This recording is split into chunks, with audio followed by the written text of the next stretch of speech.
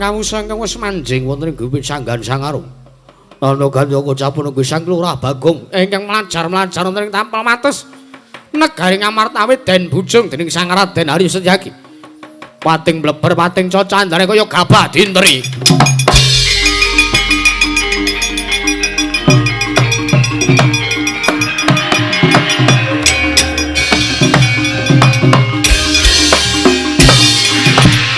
Waduh.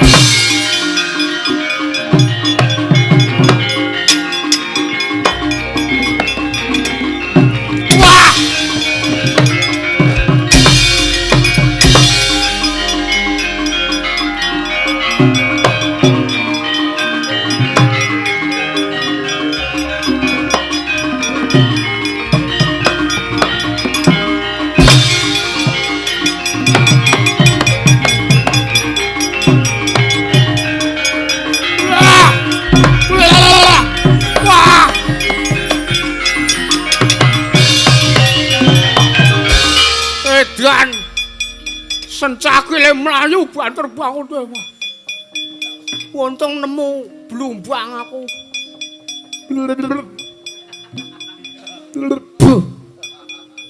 Jigur ngelek wader. Nganti kejaduk mik janggutku. Wah, jan wis ngrekoso ora aku nek ora ndeprok nang kene mame ngrekoso duyak-uyakno Setyaki ra.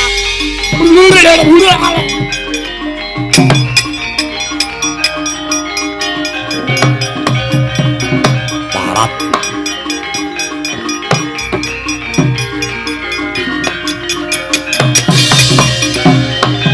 Setyaki tinunggal gatanira kang tumandang. Setyane ku garwane ira.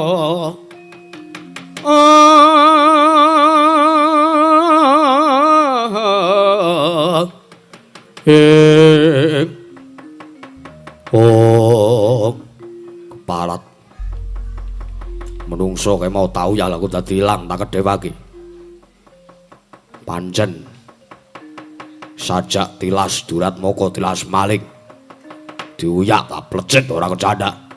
Koko Prabu kula semanggaken perkawis endi Koko Prabu.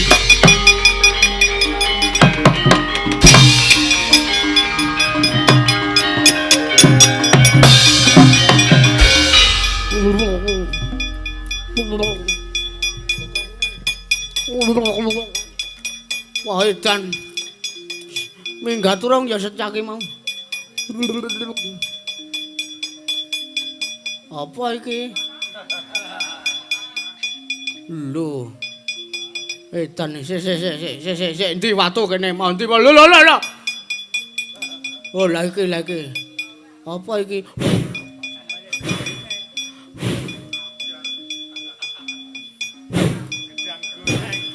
Lho.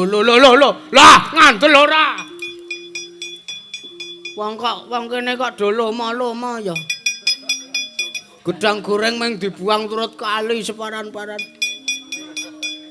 Lagi tumane iki aku ana gedang goreng kok dinahi lomba. Wah. Tak kira wis aman iki. Tak kira Setyaki wis ya wak mentas aku.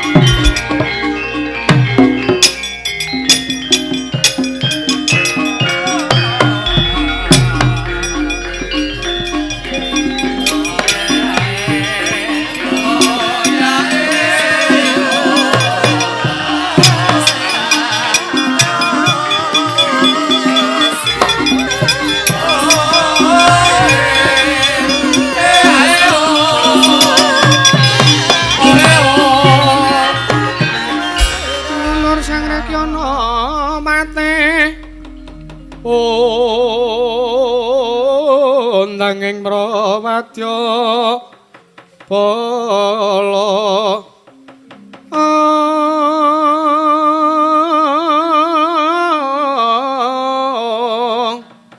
Pok sur tambur miyang suling mepandhen dalutak mewah bandera kekondo kang mawarna warna pindha pindha Jaladhyana Sri Kawuryan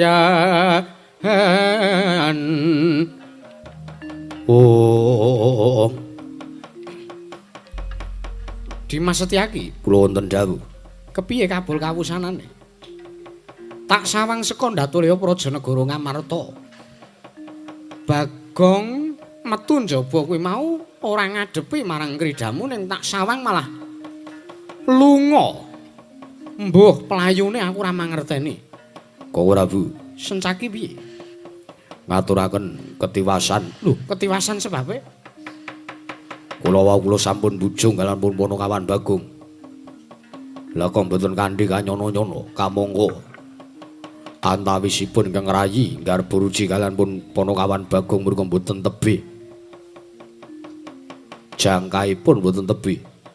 Nanging teka Kilurah Bagong ical kula kedhepaken malah samangke kula kelangan ningguk. Mboten saged mawas lan mboten saged mangertosi wonten pundi duripun Ponokawan Bagong. Kok ora Bu? Kagatri sang kapiranguri nangkul kinempet kempet dosang retnaning bawana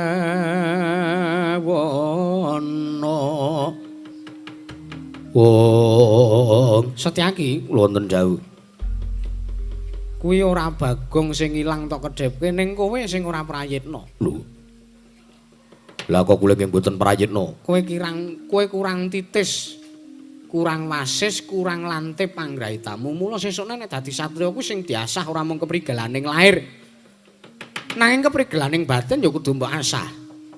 Liripun kados pundi? Tak sawang kaca paesan Bagong ki isih mapan ning negara Ngamarta. Lajeng mapanipun wonten pundi? Miturut kaca paesan, penyawang ngoning kaca paesan ki mau Bagong ki ora ngilang tok kedhepke ning dheweke nyemplung telaga. Napa nggih? Iya diomongi kok ora. Lho nek ora percaya sawangan kaca paesan. Wila. Lah kok teles keblis kaya ngoten. Ha niku kok gluprut. Lah ya telaga ki isine werna-werna to Setyaki.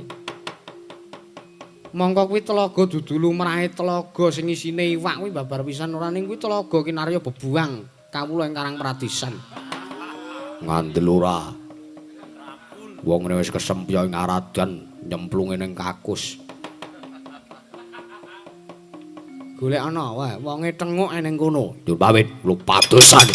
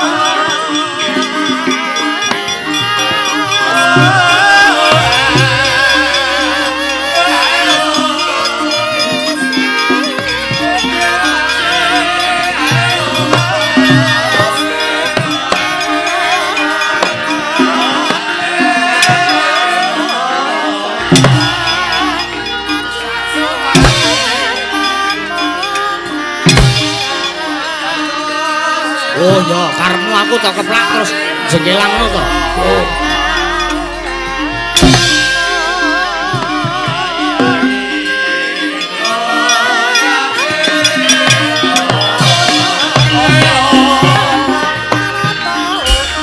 Kacarian putra lamun kawekasan ya wis anggeni maya wis anggeni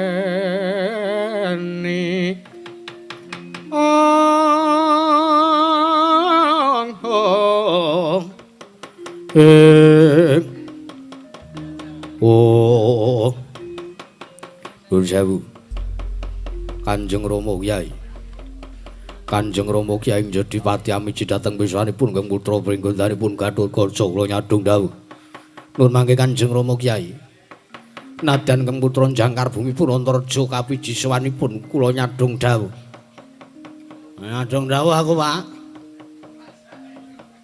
Caidan edan piye linggo lho jare kon nglekar iki tak keplak mergo keplakane bapakmu ki rusa Allah Allah ndekno aku dikeplak orang gletak orang jengkelang lha wis aku ya meng legani bapak kok ora ha pikirku terus sampean ngeplake terus aku kon leyeh-leyeh ngene ya ora apa enak banget ora nyambut gawe kok meng karo turu nyadong dawuh timbalane papa werku darah eneng wigati apa Pak Antasena piye Pak Antareja kula wonten dawuh Kanjeng Rama Kyai Gatot kula wonten dawuh aja kaget kanane lancur-lancur Pandhawa padha tawi merga ana laku gedhe apa Pak lampah ageng menapa Rama Kyai ana perkara apa kok sajak ngutha watiri Reng Datulaya Wraja Negara Kamarta geger antarane Punakawan Bagong sartane Wakmu Ndrawati lho geger sebabe apa anane Wakmu Ndrawati Prapta Wira arep murungake gegayuhane Dipol ya Kakang Semar oleh disedya arep bangun kayangan kamangka nampa dawuh saka ngursane guru kakekku ya Manik Maya kakekku ing Suralaya bablak anglayoni jujul nusuli praptane Bagong mboyong para Pandhawa sartane pusaka telu cacahe pusaka negara Ngamarta arep dienggo Srana Semar oleh bangun kayangan terus piye Pak nanging kabeh mau ora kasembatan merga Wakmu Ndrawati nyentulani rembuge Bagong temadati pasulayan terus wah aku weruh Bagong duyah-uyah karo Sencaki Bagong duyah-uyah karo Bungkik Bagong ayo monole Bagong tulungana ora ketang sithik kowe tau tate padha tau tate nampa pangudange Bagong yen nganti mengko cilik Bagong lara gedhe tekaning mati saka tangane Bungkik wah lancur Pandhawa sing dadi jol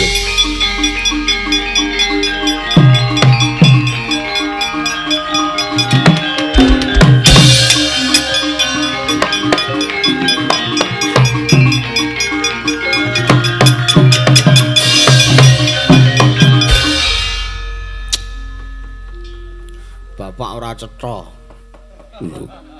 Ora cetha piye? Senengane ngono kae lho. Wah. Bagong ayo mono. Nek Bagong cilik lara gedhe mati saka tangane Bungkik, kowe kabeh sing ijol nyawane. Terus ndlandreng-ndandreng minggat. Apa kaya ngono ki pambegan wong tuwa sing iso diconto, Kang? Ya wis dadi pambegane wong tuwa. Rama Kyai Jodipati ku pancen watak wantune kaya ngono kok Dimas Antasena. Iya. Lumrah ngono kuwi. Aku mending tuthuki dumeh aku anak Pandhawa sing ora ditresnani. Ya ditresnani ning ora kaya Yayi Gatotkaca. Sampun kerembak perkawis mriku. Wis ora usah dumeren-meren ta iki. Dadi anak-anak Pandhawa ki sing durukun. Sing bersyukur ngono lho ora. Iya Dimas. Heeh, wis.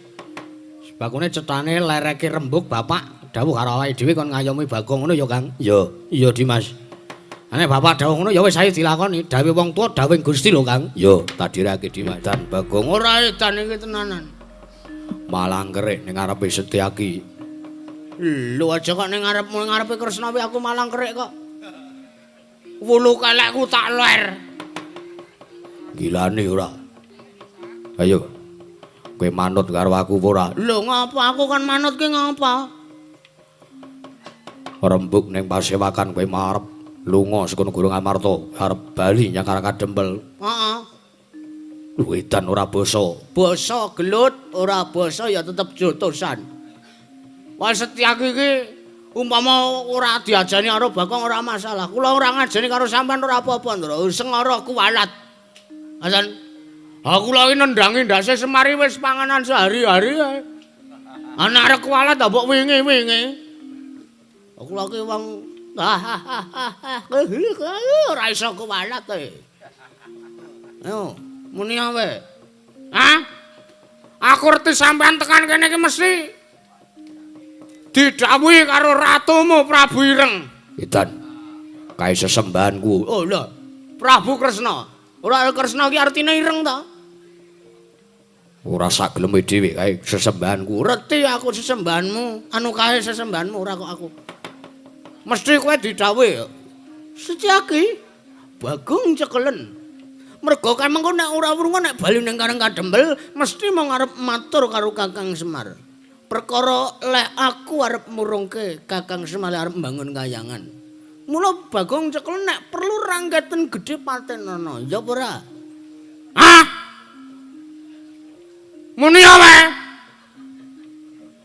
Ana wis kayangan ae.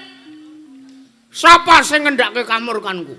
Coba diliwetke. Ana diliwetke ra sidan suweng. Angele. Yen ngono kowe wangkot, kowe wangkal. Ora manut karo Bendara. Lho, sapa sing tak maksud Bendara ki sapa? Aku ora bendaramu. Aku sesembahanmu. Wis wajibe kowe ngajeni lan kowe nyembah karo sesembahanmu. Kowe ngabekti karo bendaramu. Lho, mengke riyen. Kosek. Bendaraku bendarane Bagong ki Pandhawa ora kok Sencaki. Wiwit biyen Bagong ngetutke Pandhawa ora kok ngetutke Sencaki. Ya wis, nek pancen arep tanding yuda karo Bagong. Mergo sampean didhawuhi karo Prabu Ireng. Didhawuhi karo Prabu Ireng aja ngasi Bagong ngomong Kuntul dikandhake Gagak, Gagak dikandhake Kuntul. Kuntule dikandhake Gagak. Akhire Semar nesu karo Prabu Kresna terus Prabu Kresna wedi nek Semar nesu. Heeh to, rajane meng ngono kuwi to. Ngrungso ora tataran. Kowe ora manut, kowe ora gelem tak arangket, ora gelem tak gerincung, ora gelem tak buntu tanganmu opo lakon. Ketaman Godawa Si Kuning mati dening Sencaki. Weh, nek arep dijajal ayo wani ye kowe karo aku.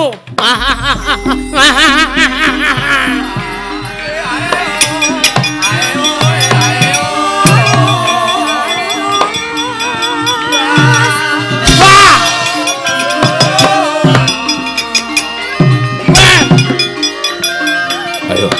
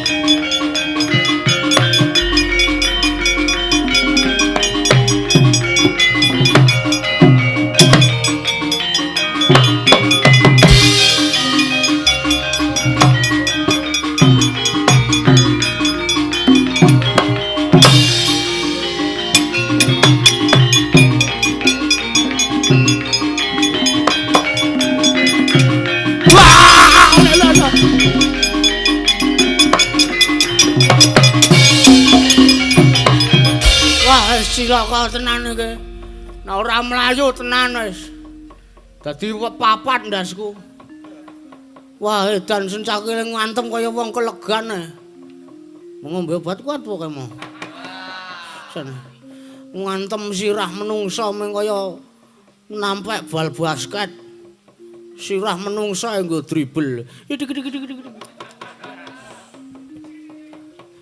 Ah, Janes.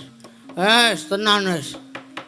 Sinuwun Kresna wis arep tegel tenan arepana kawan wis ilang rasa kamanungsane. Ratu Ndarawati sing jare kondang titis Sang Hyang Bathara Wisnu wis randir rasa welasase. Ya. Pak. Bapak Semar. Aku mulai, Pak. Aku arep ngomongke suwijining perkara sing mesti nek tak omongke gawe bapak nesu. Tenan iki. Tumus tenan ngepe ku mambengi. Ngepe dirubung penari sendok. Tenan wis. Rono diuyak. Apa jenenge? Sencake. Tekan kene iki kok apa iki hansip dong lumpuk kabeh. Hansip dengkulmu melocot ora. Anggepmu apa? Ndarantasena niki. Iya. Kalau nggak teng mriki didhawuhi bapak Gong. Waduh. Aduh Mas. Blas mboten disukani. Yakin modar iki anggere wis muni didhawuhi bapak Gong. Cetha aku sampean mesti nggih bapak sampean didhawuhi kalih Prabu Kresna to? Ora. Lho. Ning bapak sampean ndek inisiatif dhewe kon kerangket Bagong. Ya nek maune ngono, lah ngantel ora. Nek saiki ora. Ngopo kok mlayu-mlayu? Diuyak mendring. Sesuk nek utang ki aja mendring ora. Ah pripun? Sing iso ngutangi gedhe ya terus ora nganggo jaminan. Jaminane nyawa ning kae. Sapa sing uyak karo kowe, Gong? Ndara Sencake. Aku diwulingi karo bapak. Pripun? Didhawuhi pripun? Didhawuhi karo bapak. Mergo bapak ngerti nek Mak Cilik Setyaki iki arep nguyak karo kowe, arep mulasara karo kowe. Nggih. Sebab kowe arep bali ning Karang Kadempel. Lah iki tak takokke karo kowe. Mergo aku didhawuhi karo bapak kon belani karo kowe. Nggih. Engko tinimbangane kowe wis tak belani kamangka ndelalah kowe lupur malah lancur-lancur Pandhawa sing dosa. Iya to, Kang? Iya, Dimas. Oh, to Kang Antarja? Iya. Pancen ngono. Lah, saiki aku tak takon sing luput kowe apa Siwa Ndarawati, Gong? Ngaten nek kula critake niki mengke mboten rampung sewengi niku. Mergo kula nggih pun lali kula ngomong napa mawon teng Pasewakan Ngamartane ajeng ngerti kula omong napa mang nyetel YouTube. Streamingnya diundurke ngaten Bagong ngomong apa ngaten wau. Wah, kowe iki ditakoni tenanan kok ora. Nggih, bakune niku kula niku ora trima merga Sinuwun Ndarawati niku ngelek-elek bapak. Merga Sinuwun Ndarawati niku wah, pokoke natoni atine Bagong. Sing paling gawe ati tatu atine Bagong niku ngenten lho. Piye? Bagong. Mumpung Prabu Kresna isih ndirasa welasase karo Semar. Kon murungke le mbangun kayangan tinimbang mengko tak rudo paripusa mbang bapakmu tak pulasara. Ngoten niku napa sifat Malendra sing jare titis Sang Hyang Bathara Wisnu. Sampeyan niku nom-noman Pandhawa kudune langkung pana lho, Den. Sampeyan niku lancur-lancur Pandhawa kedahe langkung tumangkar pikire kok ora. Kakyat risang kapirang urinangkul kinempet-kempet. Dosang retnaning bawana. Oh. Gong, anu pripun? Bareng tak pitung-pitung miturut aturmu kok. Aku melu lara ati. Nah, nggih to. Lara ati mergo Semar di ngoten nggih to? Ora. Lho, lha pripun? Lara ati ning atase Pak Dikresna ki tak percaya nek ratu sing resik lahir batin lah kok dadi omongane kaya ngono. Ah padha mawon niku. Terus niki pripun? Sejare sampean didhawuhi kon ngayomi Bagong. Wis kowe nggo kene. Nggih. Tenguk kene engko nenek Setyaki tak temonane bareng-bareng. Ning kowe sikik sing omongan. Ngaten? Iya. Engko nek sencake berguguk ngutawaton mbon datan po Nalendra, ratu. Aku sing tanggung jawab. Estu napa? Iya. Nggih. Ngestoke dawuh. Kene rengok ngene nggih. Wah, jan iki kok malah matur nuwun nggih, Jan. Iya. Tenan lho niki mbantu kula lho. Iya, aku kira ngapusi. Aku ki kapan to nek omong tau temen. Tau goroh ki kapan aku omong. Ameng mencel satri omongane kaya dagelan. Kula malang krek mboten apa-apa niku. Ora apa-apa. Ya mung sesuk neh iki mbok ya wulu keleke iki dilongi ora. Men iki kula sengaja kula jarak kok niki. Kula ler kok niki. Nglawer mbok ben. Kula ajeng nyetak rekor bulu kelek 3 meter. Gilane ora. Kae Setyaki tekan kene. Wah, tekan kene Setyaki remuk legane ngatiku.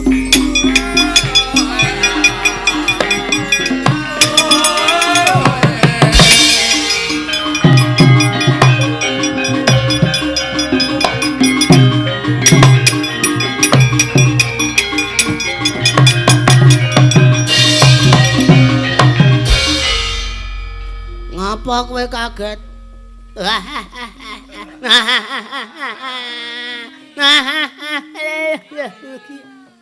Lha guyu kok elegan banget ora. Menungso ora tatanan. Melayumu golek bola. Lho, golek bola pripun? Lho niki lagi ora coblosan lho. Anggepe kok golek bola, golek swara ora. Kula ora nyalon. Golek bola kowe njaluk dibelani karo lancur-lancur Pandhawa. Weh, lah jelaskan ten, jelaskan. Sik Gong, pripun? Yen nang perkara apa lah kok dadi mak cilik Setyaki tekan kene. Lho piye to ki jare arek ngayomi. Oke. Anu niki kula diuyak-uyak ndara Setyaki. Sebab apa kok diuyak mak cilik Setyaki? Anu perkara kula wani kalih Prabu Kresna. Ora tak takon kowe derajatmu ki apa? Derajat kula kere, Panakawan. Aku dadi wani karo Nalendra. Siwa Ndrawati kuwi Nalendra lho. Ya nek ngono bener ya mak cilik Setyaki kowe nguyak-uyak karo Bagong ora apa-apa tak sumanggake. We.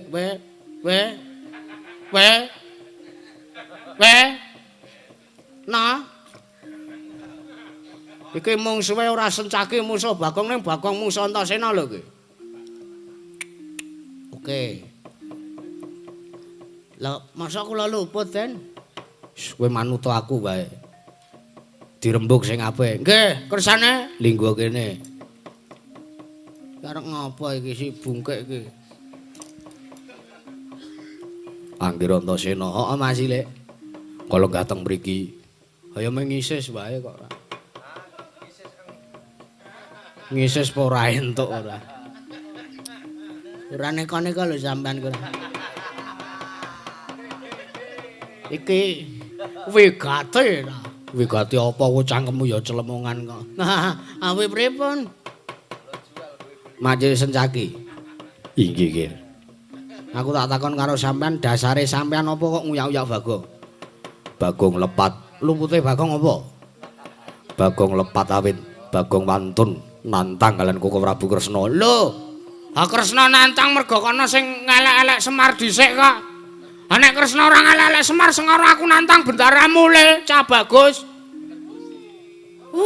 Alah ora. Oh. Sik, Bagong ngomong nek Pak Di Kresna ngelek-elek Semar kuwi ya apa ora? Nuwun sewu, menawi perkawis menika kula mboten mangertosi. Nek sampean ora ngerti kok sampean belani, Nek sampean ora ngerti cetane sapa sing kleru, ora ngerti cetane sapa sing luput kok sampean panggah wae kok mbelani bangun miturut karo Pak Di Kresna. Ya nek sing luput ki Bagong. Nek umpama sing luput Pak Di Kresna, sapa sing kapitunan? Bagong wis kelakon tok ajar, malah kepara Bagong wis mati, wis entek 1000-ne ya Gong. Rak. Kok saya atos to omongane sampean. Hayo mung tak umpamake kok ya ora. Nggih. Umpama Bagong mati wis entek 1000-ne ndelalah sing luput Pak Di Kresna, sapa sing kapitunan? Muni awe. Hah? Dikotbahi karo Profesor Antasena kok seklakep ndekna kok le ngantem Bagong dial. Kaya kontrol gondol liwak. Ora mesake karo Bagong. Bagong wis nganti-kani kaya ngene iki lara-lara ya kok. Nggih. Ora mung sirahku la sing lara, atiku la ya lara. Nganti bathuke biru-biru. Terus penting mboten gusine sing biru. Kok ndak nek gusine biru kok ndak dadi rindu-rindu wong bagus gusine biru.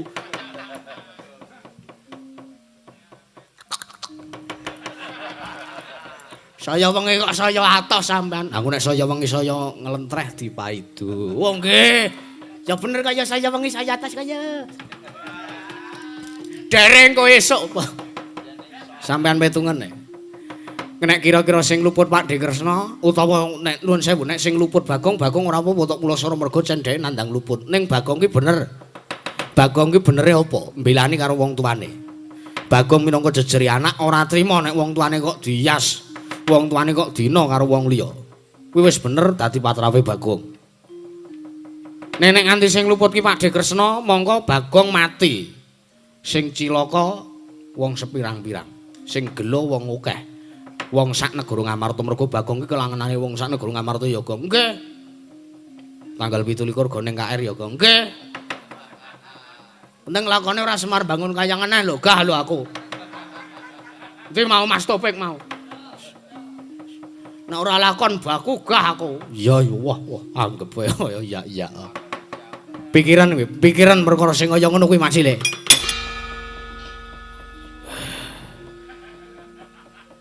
Ngapa kowe? Hah? Bareng kon mikir, kowe kon mikir ora kon ngelus dada. Ha pikiranmu ki ning dada apa piye? Pikiranmu ki ning kene lho, ning nggon tungkak. Hah? Mikira. Kudune kowe dikon mikir ki ngangkat sikil ngene. Oh, otake dienggo, pikirane dienggo ora. Ngelus dada. Iki ngapa to ki kok cengkre saiki? Kowe tak bilani ya aja terus gleleng, Gong. Lah kersane pripun? Lah kula bener kok. Ya bener ngono ya ngono ning aja ngono. Kersane nek wis dibelani iki pila-pira matur nuwun ora malah kok sombong kaya ngono kuwi. Kowe pun. Ngapa kowe?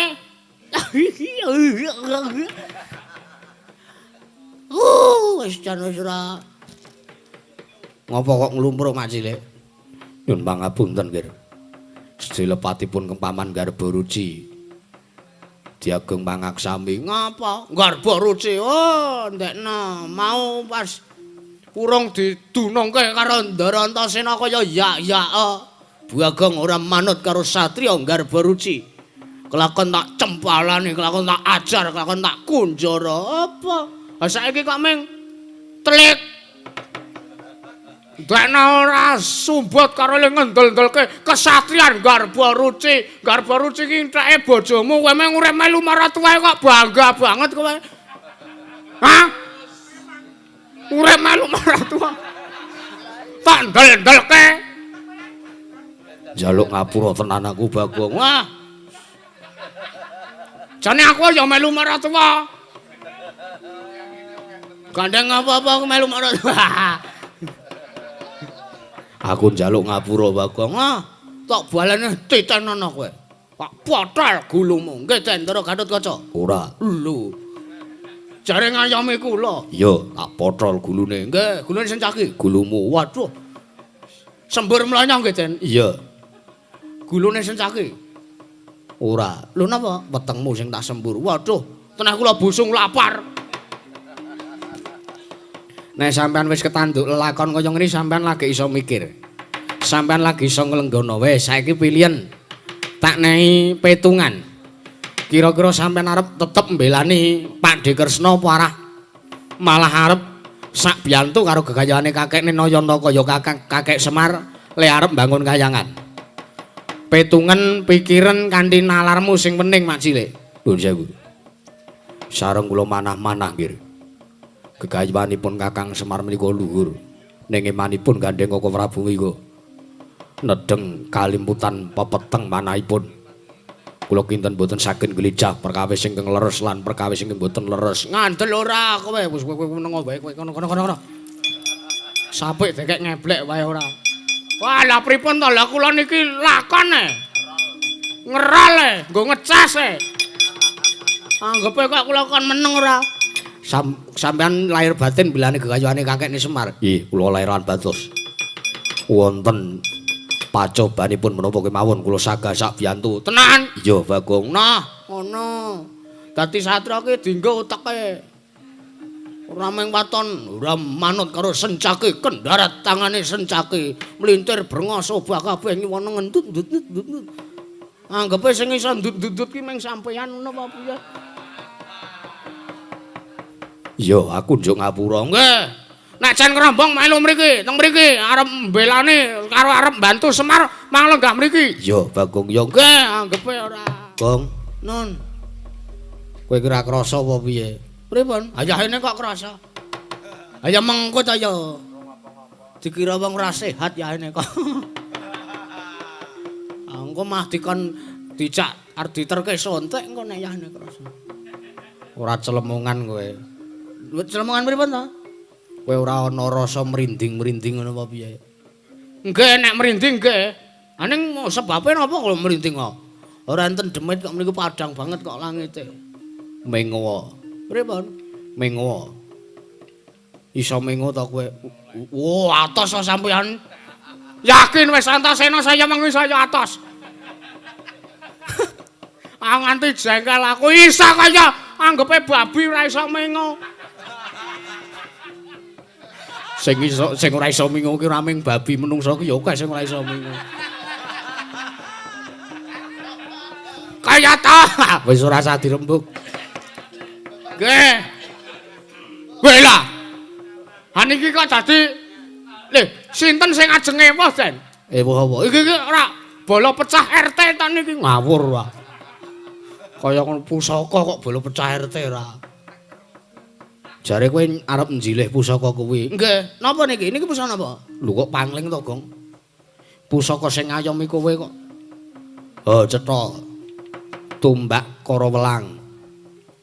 Kuwi sing ngadeg kuwi payung Tunggul Naga. Sing ngadeg niku? Iya. Berarti ning ngadeg niku payung. Iya. Lah sing kaya amplop niku? Ha kuwi pustaka Jamus Myang Jimat Kalimasada Wetan. Lho, niki sinten sing beto mriki? Ora kok nggawa rene. Pusaka kuwi iso niteni ndi sing jujur karo sing ora jujur mergo ngene, Gong. Tak jarwani. Nggih, jarwani napa Jarwanto? Tak jarwani tak omongi. Nggih. Pusaka-pusaka kuwi kudu dumadi saka Nalendra Digdaya. Mula ya ora mokal. Nek iso niteni ndi sing jujur karo ndi sing ora jujur. Pusaka iki ngetutke kowe mergo pancen sepisan kowe wonge jujur ping pindhone gegayuhane bapakmu ya gegayuhane kakekne Semar kuwi luhur tenan, Gong. Lahir batin kinarya ngupadi kamuktene wong sak praja negara Ngamarta. Estu napa? Iya. Walah, bejo tenan kowe, Mar.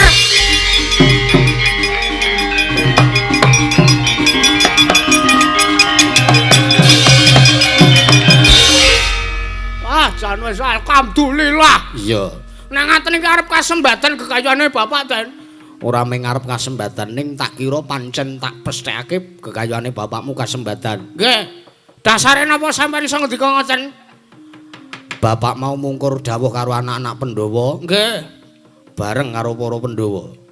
Tumuju ning Karang Kadempel. Weh lah. Lah malah pon dhisiki. Iya. Wah, nang ngaten kula ketinggalan iki. Wis gek kuwi pusaka gawanan. Nggih. Digawa, nggih. Mbok sampean ngewangi niki 3 abot kabeh. Wis gage digawa, nggih. Diaturke bapakmu, siap. Omong apa enake nek pusaka iki mau ngetutke kowe. Siap, Den, siap. Ngetutke ora arep nagih utang to niki? Ora. Bapakmu gegayuhane apik kok ora, nggih. Gojaki tangan tengen. Oh, tengen niku niki to? Kuwi kiwa. Niki tengen. Heeh. Duh piye iki? Ora dipondhong tangan loro madu kecer dhewe-dhewe iki. Pun. Ha wis. Ayo. Bareng-bareng suwane Karang Kadempel. Majelis iki kula nuwun dawuh nggih. Nek pancen saguh lahir lan batin sak biyantu gayuhane kakekne Semar ana bot repote apa wis tandang bareng-bareng. Nggih, ngestaken dawuh. Monggo kula dherekaken bidal Karang Kadempel. Ayo, Gong. Yo.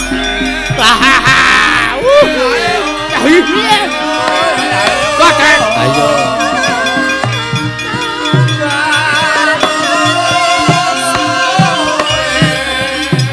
Tatanan. Tak sawang saka keduan. Ning atase sekawit Setyaki kuwi Senopati Ndrawati.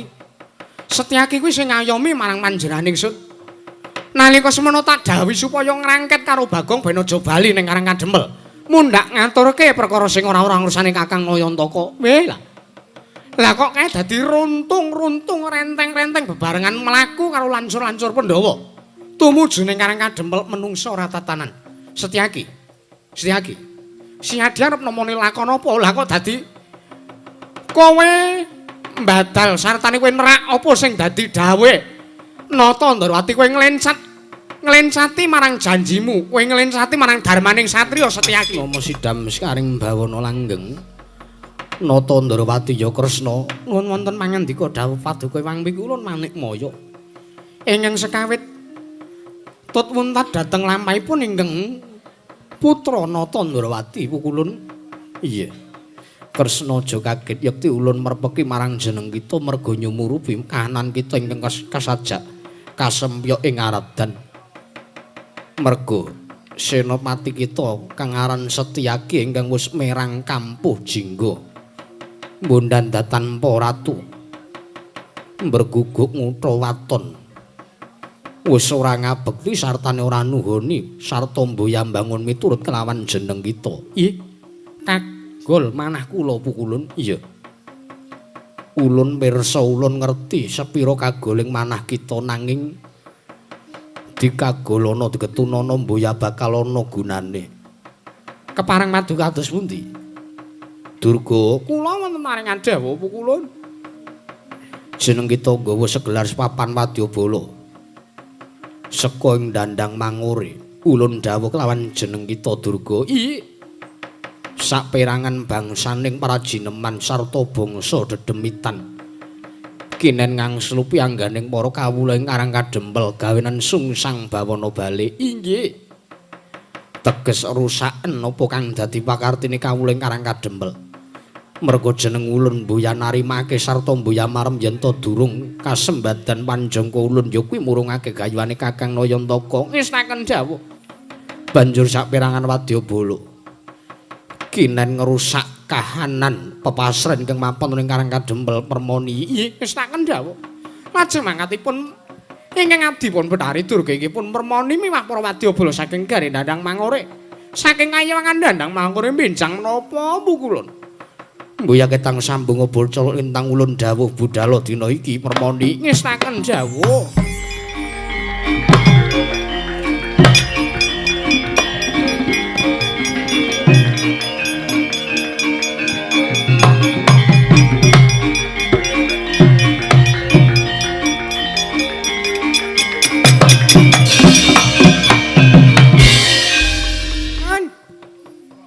Bedebah ya kowe. Lho, bedebah pripun ta? Ana bendarane guyu kok kon meneng. Lho, mrepeki. Nyadong dawuh Sinuwun Prabu Durgandapati. Wah, tonggo wonten dawuh. Iki dina aku entuk kewajibanku. Nggih. Mula aku guyu ki mergo aku seneng ora karuan. Aku iso kisru ning Karang Kadempel kok.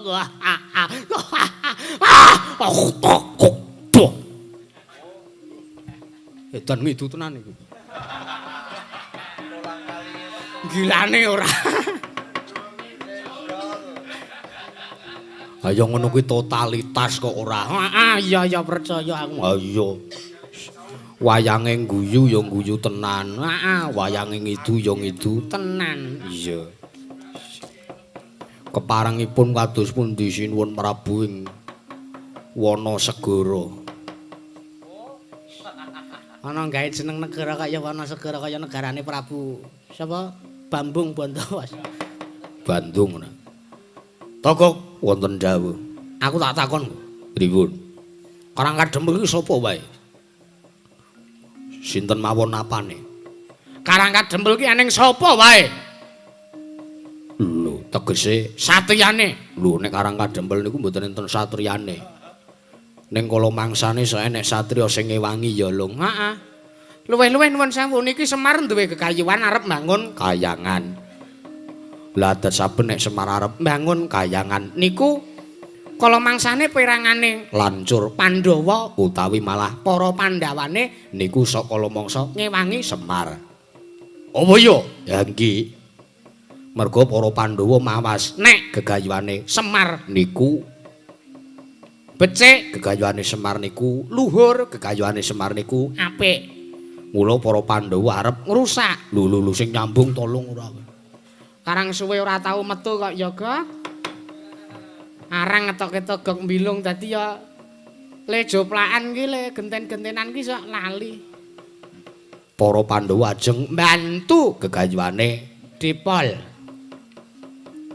Ngono. Iya. Lah terus sapa wae satriyane lancur-lancur Pandhawa? Kathah. Kayata Ratu Pringgondani Prabu Anom Gatotkaca. Prabu Anom Gatotkaca? Nggih. Kadigdayane apa? Kadigdayane iso mabur kaya kinjeng. Lho. Kok sepele men kaya sepawat kapal terbang. Ya nabi salam alai. Kuwi terbang solawat ya lung. Beda ta? Beda. Terbang mabur ki beda. Oh. Nggih, terbang niku mabur. Gatotkaca kuwi? Nggih. Niku kasektene sok motoli sirahe wong-wong. Nggih.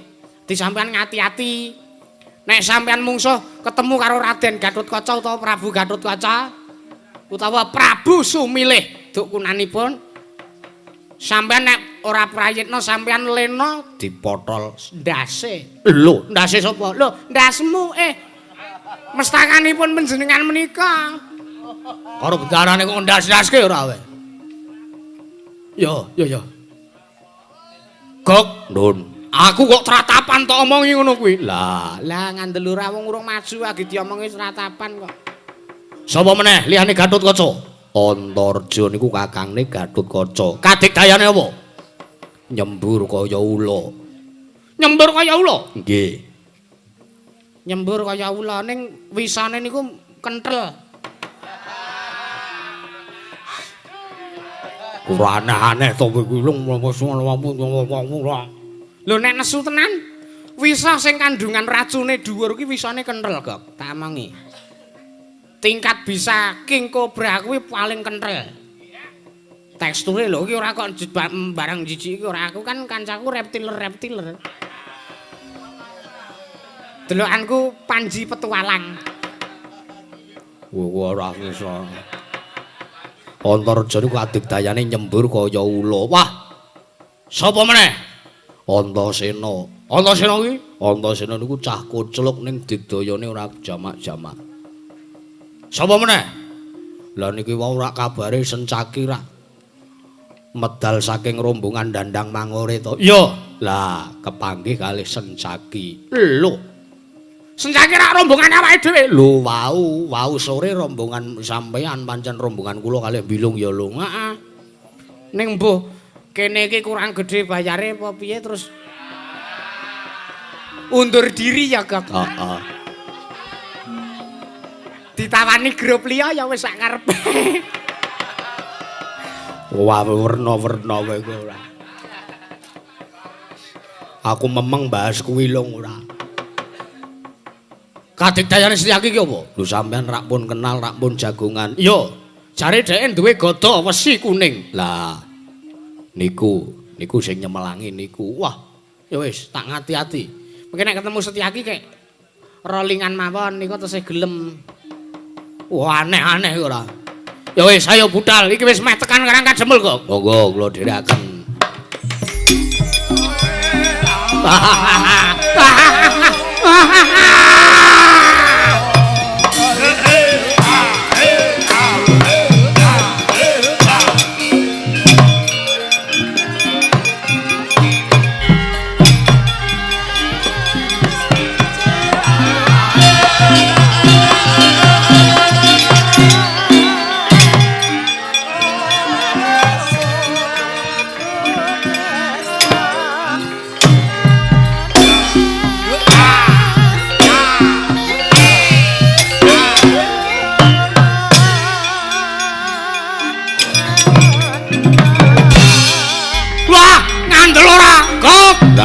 ngopo.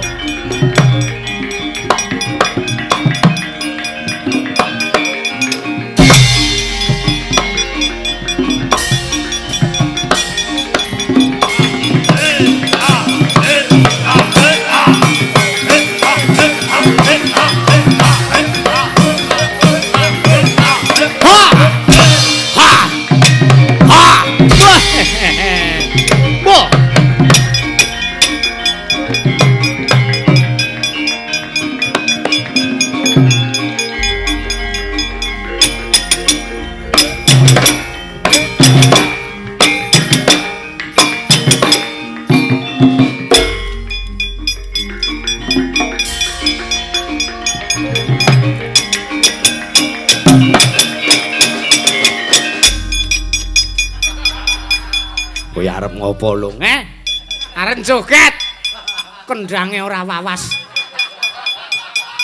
Rene lingguh kowe ora gelo aku gelo. Wis aku tak nonton saka kene wae. Aku tak mulai wae kok. Senian apa?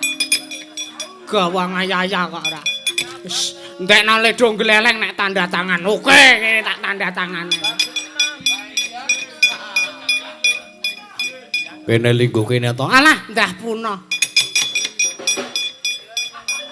Sencaki iki dasar Kawrunyata Durgandawati. Lho. Kowe mau karo aku bolo kok saiki kaya wong sengit.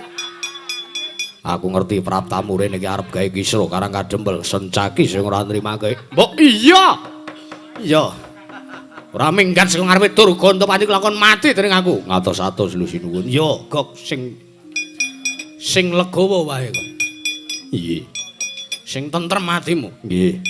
Aku iki didaya, aku wis ngerti apa kringkiane Sencaki. Nggih. Wong mau cerita karo aku. Sekecake, yo. Sing tenanan le perang niku yo tenanan kok Sencaki. Yo. Ngapa kok nyusul rene? Ngancani kowe gelo. Wong gelo kok kancane. Kono-kono minggat kono. Aku arep mulih. Mulya. Ora minggat sing ngarepe Durgandawati mati dening aku. Kowe rombong aku mau saiki mambu keri mau saiki anggepe apa ngejak perang cara wialadeni tubruk ngayo jan mati kowe.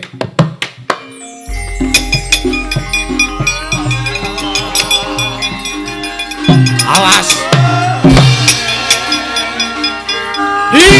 wah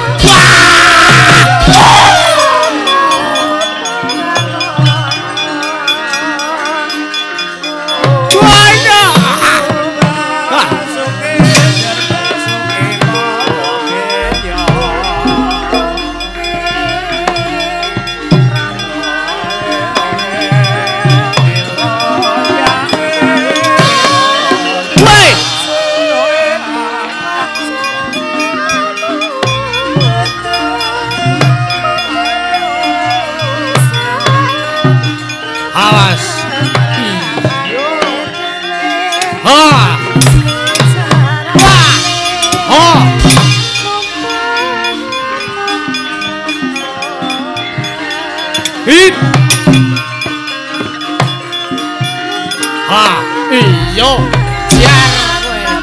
Oh, sambato kaya kene siau kamu. Sambato parat.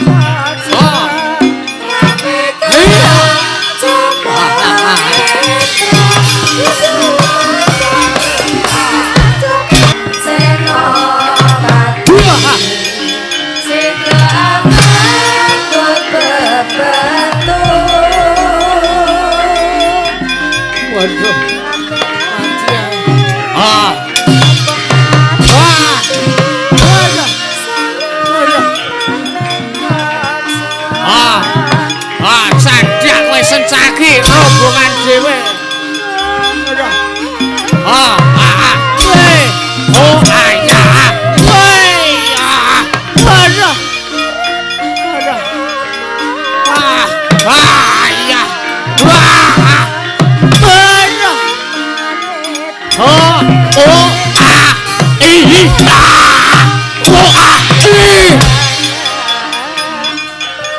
Wah.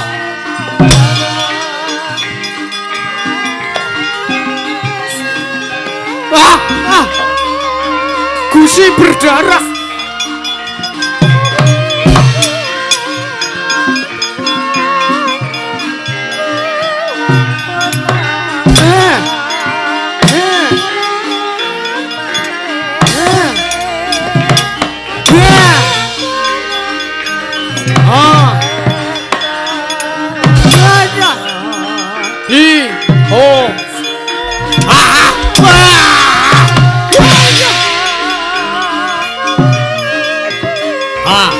Awas jar kowe aja minggat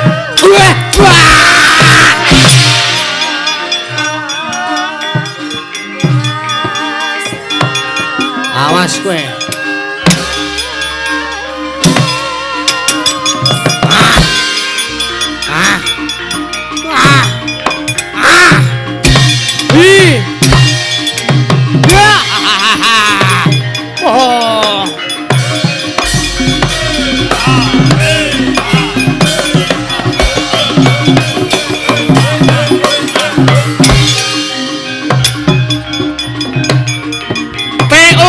Oke, Nun Rene.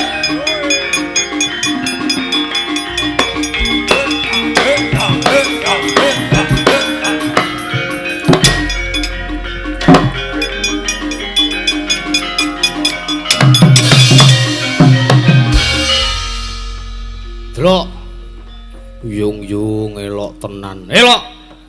Aku nggih. Walah sencaki dicokot kupinge kok iso babak bundas. Nalendrawana Segara Prabu Durgandapati lha nggih. Byung, Mah. Lagi gak emut. Waduh, basane. Kemenrus tenan cae. Men, gelo karo tabuhan. Rene, nek kowe gelo karo tabuhan sesuk ra tabuhi. Lho, kula karek pamit. Nututi sencaki niku wau lho. Wanggepe pamit-pamit ora terus rombong aku sapa kancaku Incon sapa. Lho. Si cungkring kara iso. Wanggepmu. Tak cokot mati sencaki mboten mati niku kalah. Ya ora mati ning mung mundur gelangsaran nggih. Gok, Nun. Mumpung wonge lagi sia-sia kanane. Nggih. Arep tak leno, arep tak gawe leno. Arep tak jurung tungkul. Ha monggo mawon. Arep tak pateni sencaki kae ben gumyor penggali wong-wong arang adem.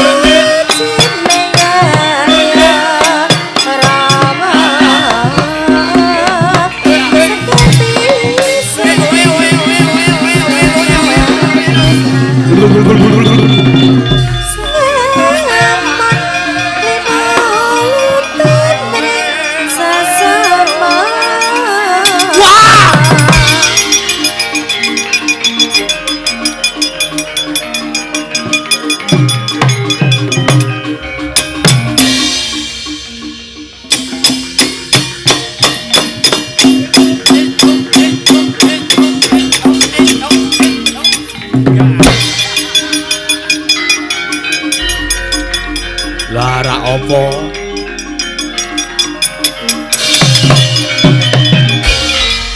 Wah, ndrodok tenan aku kok.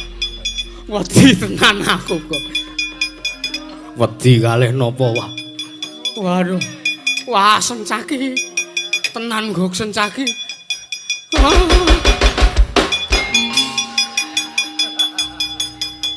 Sencaki tenan kok. Sencaki napa ngetokke rudale.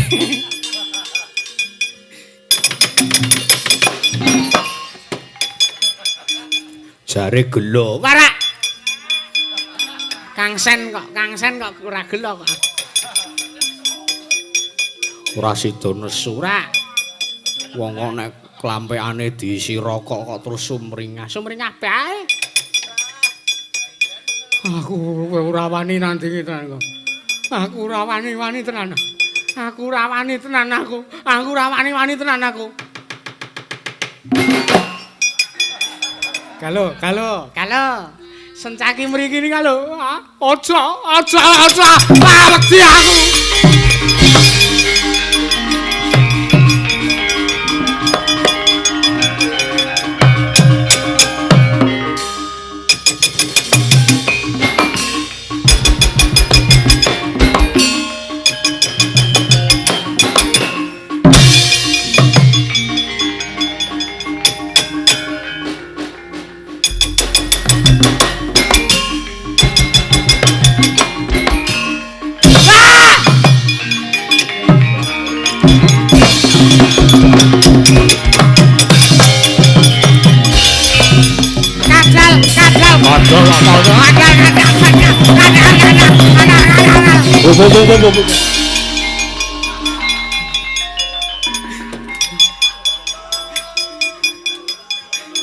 Woi ngopo lho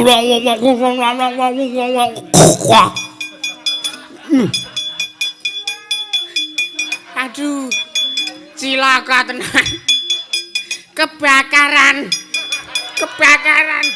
nino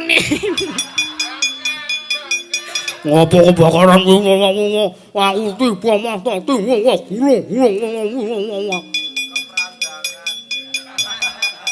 karepku ki Setyaki arep tak inconi. Aku ya ngerep tak dangtung terus aku ya nyanyi cerit. Aku sing nyanyi sing nyanyi cerit Setyaki. Oh. Lah tak kira nek aku arep dianggep kanca, lah kok entek-entekane aku dikeprok diek. Gliangsar. Wah iki. Cilaka tenan iki. Cilaka tenan. Wah ngomong ngelingke perkara sing wis-wis. Aku ya kaget sore-sore arep mboyong Werkudara kok lho. Terus aku rapat konversi pers. Piye Prabu Durgantapati mun ade ya melu mundur kok ora.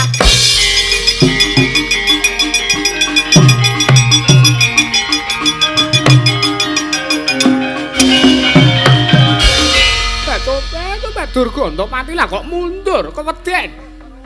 Nak sawang ora tatu kulitmu ora babak awakmu batope babar pisan kowe iki waras wiris.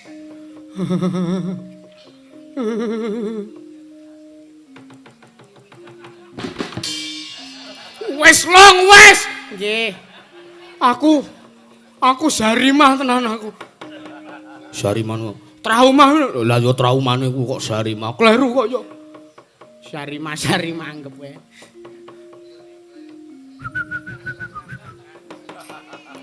Lung wis to ngomong gila Gustimu ora. Nuwun sewu Pandhawdari kula kawon mengsah Sencaki Batoba. Apa ora ana mungsuh liyane? Ah nembe mungsuh Sencaki mon kalah kok. Ming perkara sekaran. Long. Aku arep mulih wae aku. Mulia kana. Prajurit ratu lho sampean kok jirih. Aduh garwaku bojoku. Ah. Perang sing diame-ame ming bojone ora. Kersanipun kados pundi kula kantun nderek Pandhawdari Batoba Togok wonten dawuh. Jem setan mriprayangan lilu panas mati englek-englek mbel ngatane diketapake. Wong-wong karang kademel diang slupi jiwane ben ora eling Togok. Ngisaken dawuh budal nggih. Ayo long yo.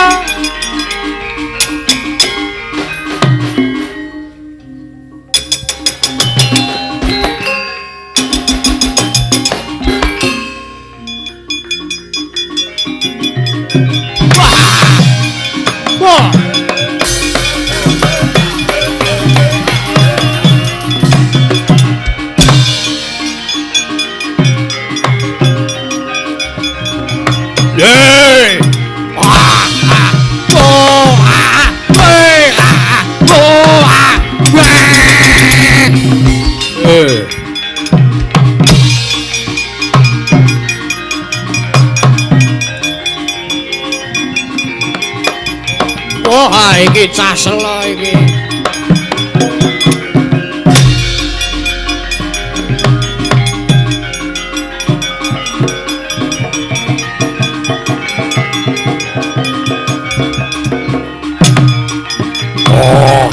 Oh, Gatot Kaca.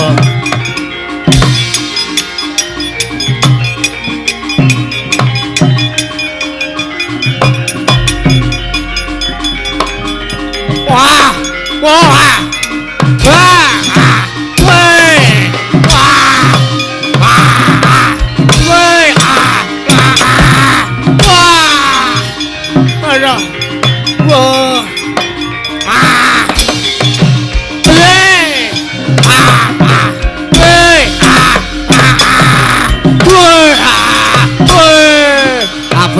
Ape yo, rono yo.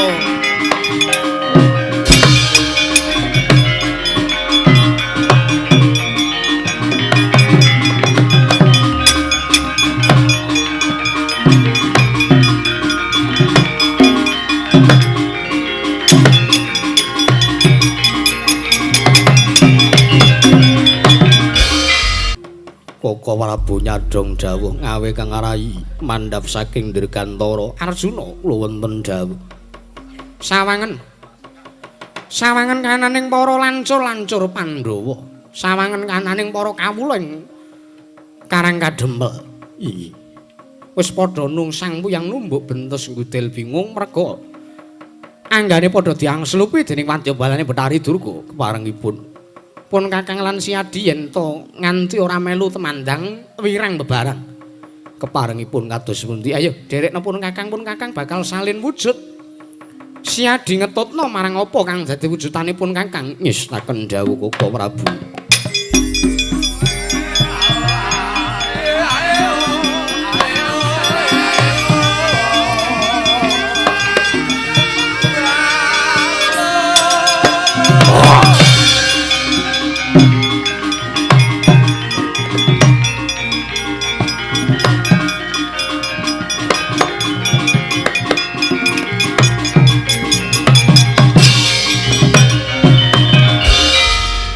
Kowe sujud kaya ngene Semar Sengara ngerti. Semar kegilapan karo awake dhewe Arjuna. Inggih Koko Prabu, ayo. Gage kowe. Kowe arep salin wujud apa tandene? Monggo klaturi nyumurupi Koko Prabu.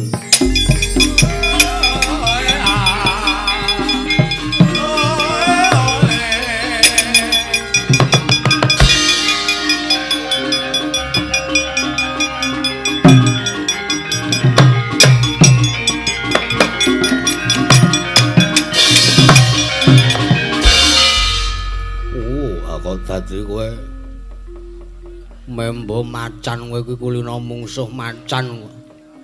Kajengipun menawi paduka Koko Prabu dados yaksa kinen ngambah Dirgantara. Ya, nanging menawi kula wujud Sardula mekaten menawi kula mlebet wonten ing Karang Pradisaning Pring Apus utawi ing Klampe Sireng inggih Karang Kadempel. Kula kinten para kawula sami ajrih awit wonten wujudipun Sardula. Ya.